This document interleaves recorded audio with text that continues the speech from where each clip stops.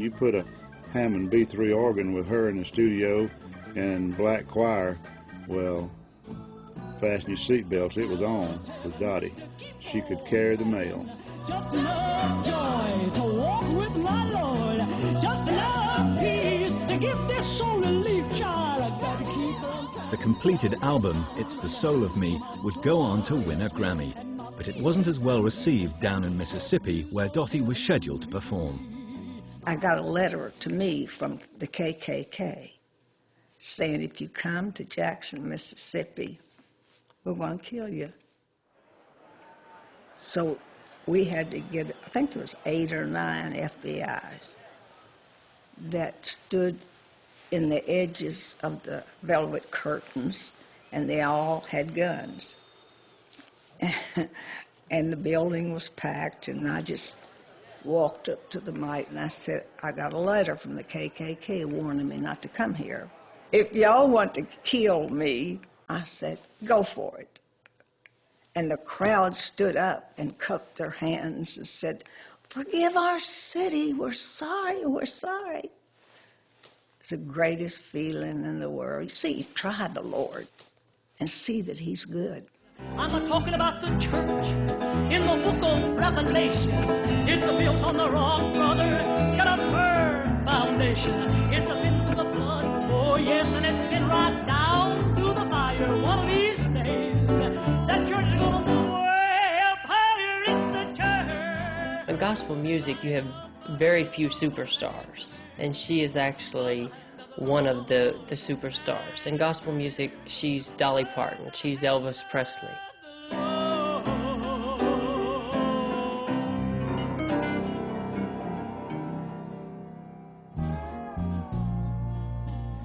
You never mentioned him to me. Dottie has been singing gospel since her religious conversion at a Kentucky church, age 12. Her alcoholic father did not take the news too kindly. Dad jumped out of the bed. Mom had had him to plant an acre of corn for her to can in the fall. And Daddy was so mad, he went out there and tore the whole acre of corn down. Faced with a choice of giving up Christian music or leaving home, Dottie took to the road. She traveled all over the country through Greyhound buses. At just, 13, 14 years old. She would sing in one church, and then a pastor there might hear her and invite her to his church. So that's how she mainly got around, was through word of mouth.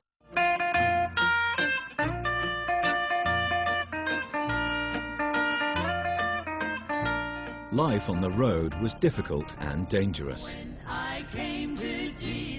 And so at the age of 16, Dottie married the man who would become her singing partner, Buck Rambo.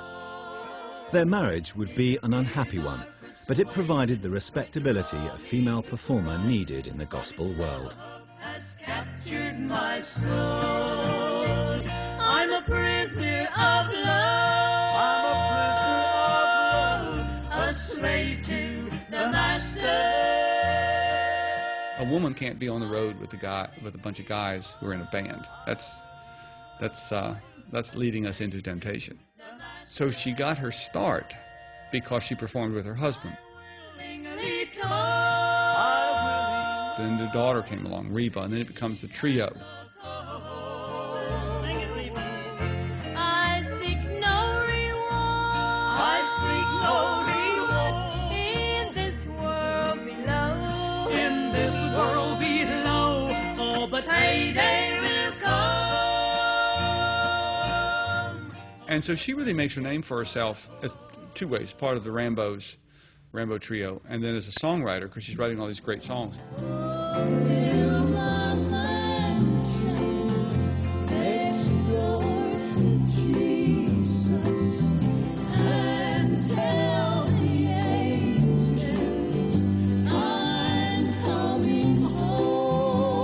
Dottie Rambo would eventually write over 2,500 songs.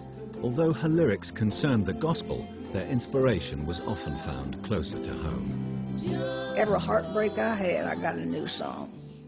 I thought, Lord, please don't break my heart to give me another song, but it seemed to work that way.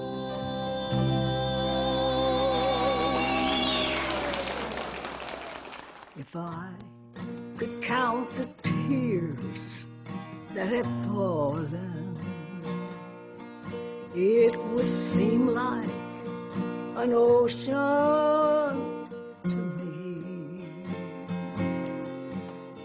And I guess if my heart were a window you could look through, oh, the pain and scars you would see. But Dottie was markedly more devout than previous generations of gospel performers. She frequently blurred the line between entertainment and ministry. I never could see myself as just an entertainer.